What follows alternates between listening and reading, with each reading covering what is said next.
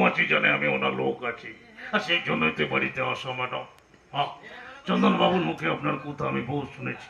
আপনাকে দেখার আমার বহুত স্বাদ ছিল ম্যাডাম। ও দেখা ভি হয়ে গেল আর স্বাদ ভি মিটে গেল। সুরজিৎ বাবু, কিন্তু ম্যাডাম চন্দন বাবু তো বিয়ের ব্যাপারে কিছু বলে না। না না, যেহেতু আপনি চন্দনের বন্ধু, আপনাকে বলতে আমার কোনো আপত্তি নেই। হ্যাঁ। সামাজিক প্রথা মেনে চন্দন তো আমাকে বিয়ে করেনি। ম্যাডাম তাহলে আপনারও হাতের শঙ্খা সিথির সিঁদুর ম্যাডাম। সামাজিক নিয়ম কানুনের ঊর্ধ্বে মনের ভালোবাসা, মনের বিশ্বাস, আর সেই বিশ্বাসের উপর ভর করেই আমি নিজেই শাখা সিঁদুর পরে এ বাড়িতে এসে চন্দনের প্রতীক্ষা করছি। কাঁদবেন না ম্যাডাম, কাঁদবেন না। আপনাদেরও ভালোবাসার উপর শ্রদ্ধা রেখেই বলছি ম্যাডাম।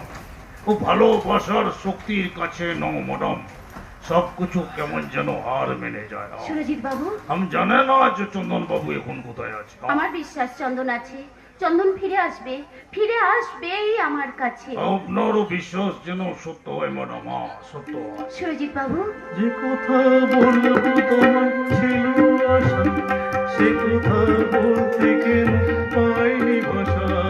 যে কথা বলবো তোমার ছিল আশা, সে কথা বলতে কেন পাইনি ভাষা।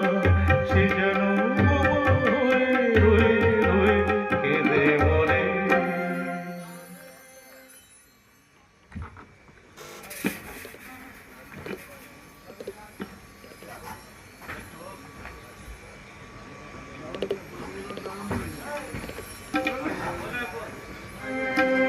কেন জানি না যে শুধু তোমার কথাই